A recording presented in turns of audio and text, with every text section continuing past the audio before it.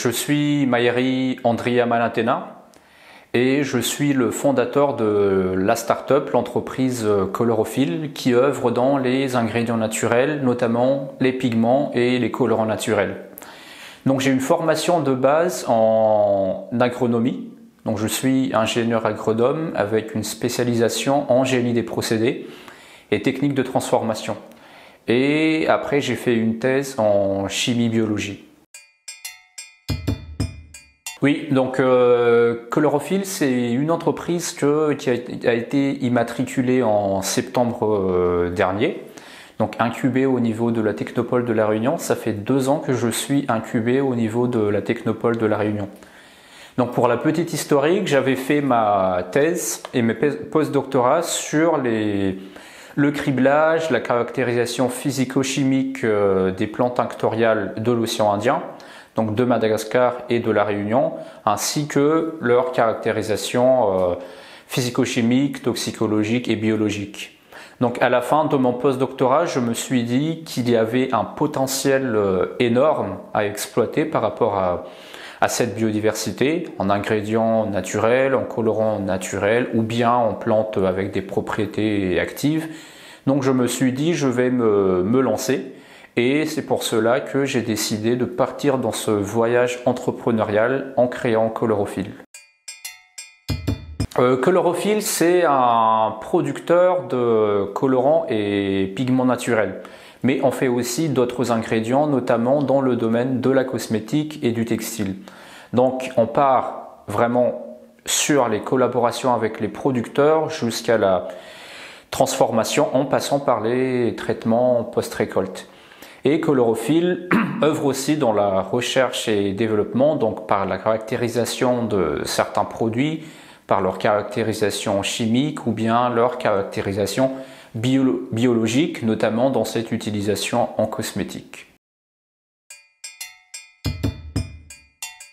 L'usage des plantes tinctoriales remonte en fait vraiment à des siècles et des siècles. Par exemple, on parle toujours du henné ou de l'indigo qui sont utilisés pour colorer les cheveux. On a aussi des traces historiques, par exemple du Bixaorellana, qu'on appelle Anato ou Roku. Et d'après l'histoire, c'était l'un des plantes qui ont été utilisées pour colorer la peau des Indiens en rouge. Donc d'où un peu le terme peau rouge. Et bien sûr, il y avait aussi les autres utilisations artisanales dans la teinture de fibres naturelles ou bien agroalimentaires à travers différentes épices colorées. Donc c'est une utilisation qui remonte vraiment à des siècles et des siècles et qui ont été transmis de génération en génération et que jusqu'à maintenant, nous, on continue d'utiliser. À La Réunion, c'est étonnant parce que c'est une petite île qui fait 2500 km² à peu près.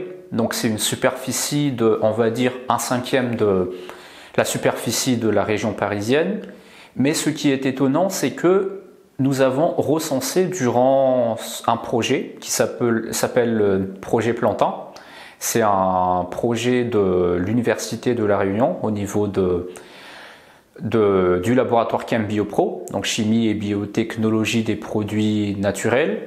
Donc durant ce projet, nous avons criblé pas moins de 200 plantes qui ont des potentialités tinctoriales. Donc pour vraiment démontrer cette richesse où sur une toute petite superficie, on a eu autant de potentialités en termes de plantes tinctoriales. Donc ce sont des plantes qui peuvent être endémiques, indigènes ou bien des plantes introduites.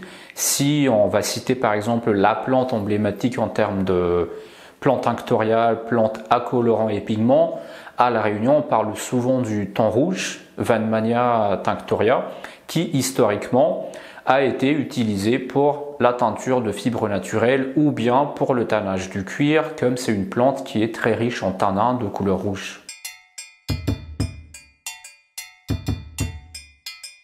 Un pigment, on a toujours cette différence pigment et colorant.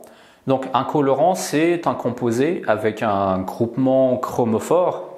Donc le groupement chromophore, c'est un groupement dans la composition chimique, dans la formule chimique d'un composé de la plante. Donc c'est ce groupement chromophore qui absorbe la lumière, donc une partie de la longueur d'onde, des longueurs d'onde de la lumière, et qui permet de réfléchir d'autres longueurs d'onde, et donc qui peuvent après donner les différentes couleurs, bleu, rouge, jaune, etc. Donc ce sont ces composés-là, contenus dans un extrait, dans une plante, voire même dans un objet, qui modifient cette réflexion de la lumière et qui fait que après nous ayons la couleur.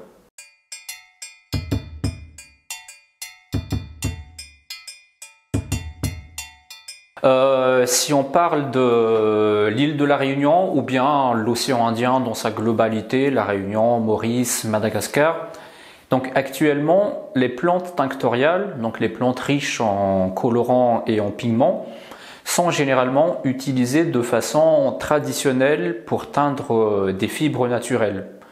Donc c'est des connaissances traditionnelles pour la teinture de raffia par exemple, de soie, voire de coton ou d'autres types de fibres naturelles. Donc pour le moment, l'utilisation de ces plantes reste à un niveau artisanal. Donc ce sont des artisans ou des petites entreprises qui sont en train de l'utiliser. Mais récemment, il y a de plus en plus d'acteurs, d'autres acteurs industriels qui sont de plus en plus intéressés, et également des universitaires et des gens du milieu académique qui sont de plus en plus intéressés. Durant ces quelques années de thèse et de post-doctorat, justement, nous avions fait beaucoup de bibliographie, nous avions fait beaucoup de tests d'activité biologique, antioxydants, anti-inflammatoires et tant d'autres.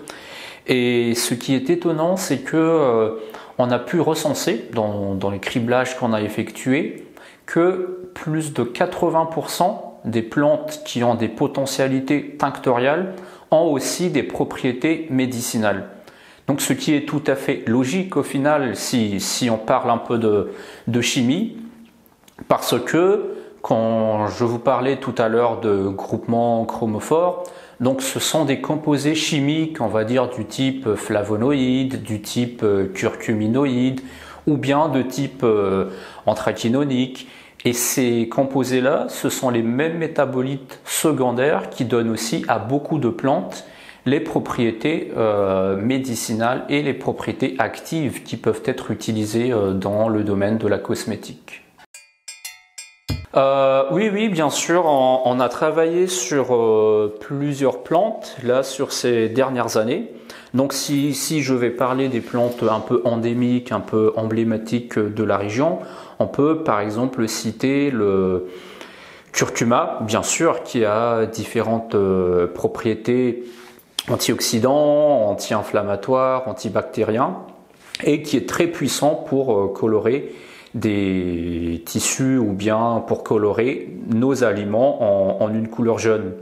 Donc il y a aussi par exemple d'autres plantes qui sont endémiques de la Réunion. Si je ne cite que le Terminalia benzoé, ça s'appelle le benjoin, c'est le nom vernaculaire. Donc là aussi c'est une plante qui est utilisée par la population locale en décoction par exemple pour ses propriétés médicinales. Donc on a fait également les essais sur la teinture de tissu et le rendu était également très intéressant. C'est une très bonne question effectivement parce que quand on parle d'espèces menacées, c'est un risque pour l'environnement, c'est un risque pour la conservation de l'espèce. Et nous bien sûr on est sur toujours cette valeur de gestion durable et de conservation de la biodiversité. Si je donne quelques exemples, les mêmes exemples que j'avais cités tout à l'heure, oui, il y a des plantes qui sont menacées, par exemple l'Ocrosia borbonica. C'est une plante endémique de la Réunion et donc il n'y a plus que quelques pieds à la Réunion. Donc c'est une plante également qui a des propriétés médicinales très intéressantes. Notamment, pendant le Covid, j'avais un collègue qui avait fait des décoctions avec la feuille, donc la même partie utilisée pour faire les teintures de tissu. Et il s'avère que, d'après lui, Cette décoction a beaucoup joué en sa faveur quand il a attrapé le Covid pour faire descendre la fièvre, pour faire partir un peu la maladie assez rapidement. Mais c'est une plante qui est menacée, donc en termes d'utilisation, cela va être un peu plus difficile. En parlant du benjoin tout à l'heure, c'est une plante qui est largement répartie sur l'île et que beaucoup de gens replantent dans leur jardin ou sur le bas-côté de la route. Donc dans ce cas, par exemple, c'est une plante endémique, mais c'est une plante qui est revulgarisée, donc il y a un intérêt d'application derrière. Et pour citer un troisième exemple, je dirais le Psiadia altissima, qui est une plante qui donne une couleur verte. Et donc ce qui est particulier avec cette plante, c'est que elle a des propriétés médicinales à partir de ses huiles pour des actions sur les muscles ou bien ses propriétés sur la peau. Et cette plante, elle est par exemple largement répartie sur les autres terres malgaches. Donc voire même ça peut être une plante envahissante. Donc dans ce cas par exemple, elle est endémique mais elle est largement répartie. Donc en termes d'approvisionnement, c'est une très bonne chose si une filière se crée derrière. Plante favorite, moi je dirais bien sûr, si on parle de tout, de plantes à couleur, de plantes médicinales à propriété active, bien sûr moi ça sera, je dirais, le Ravenala madagascariensis. C'est la plante qui donne la fameuse huile bleue de chlorophylle. Donc pourquoi, pour moi, est-ce que c'est ma plante favorite? C'est une plante qui est très résiliente, donc après les cyclones, après les feux de brousse, c'est l'une des espèces, l'une des plantes qui va se régénérer en premier. C'est également une plante qui est utilisée par la population locale pour vraiment de nombreuses utilisations. Le cœur qui est consommé, donc qui est comestible, les feuilles ou les tiges qui sont utilisées en tant que pas bois, mais pour la construction des maisons dans l'est de Madagascar, et les graines qu'on essaie de valoriser dernièrement. Donc l'enveloppe qui permet de donner cette fameuse huile bleue, et la graine à l'intérieur qui est riche en farine, donc qu'on est en train de valoriser et de caractériser également. Donc pour moi, c'est vraiment la plante parfaite parce que les usages sont vraiment multiples et que on ne sait pas, peut-être que la plante cache encore quelque chose derrière. Oui, en parlant de plantes tinctoriales et plantes avec des propriétés actives au niveau de chlorophylle, donc on commercialise principalement des huiles colorées. Donc nous avons trois principaux produits qu'on est en train de lancer. Donc le premier, ce sont les huiles colorées enrichies en Bixa orellana. Donc Bixa orellana, c'est la fameuse plante dont j'avais parlé tout à l'heure qui permettait historiquement de colorer la peau des Indiens pour avoir cette dénomination de peau rouge. Donc c'est une plante qui a des propriétés actives également, notamment sur le bronzage, sur le côté antioxydant, sur le côté antibactérien. Donc on a le deuxième produit. Donc c'est une huile enrichie en curcuma, la plante jaune, donc avec les rhizomes de curcuma. Donc en plus de la couleur jaune qui est très vive, qui est très présente, il y a aussi, l'huile a également des propriétés actives, donc notamment des propriétés anti-inflammatoires, des propriétés antimicrobiennes, mais également des propriétés antioxydantes.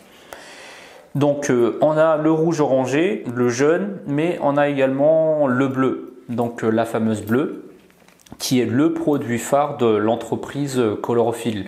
Parce que le bleu, c'est une couleur qu'on ne voit pas forcément dans la nature, et surtout un bleu stable, qui est stable à l'ultraviolet, qui est stable également à certaines températures et à certains pH, qui permettent une meilleure utilisation dans le domaine de la cosmétique.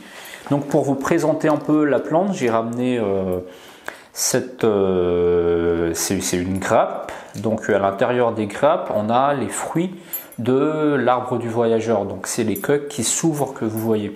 Et à l'intérieur, nous avons ces fameuses graines bleues. Donc à partir d'un procédé que nous avons mis en place et sur lesquels on a déposé un brevet début 2025, nous avons pu extraire, donc enrichir cette huile végétale avec ces fameuses graines bleues. Donc le même procédé qu'on a également utilisé autant pour le jaune, le rouge orangé que le bleu.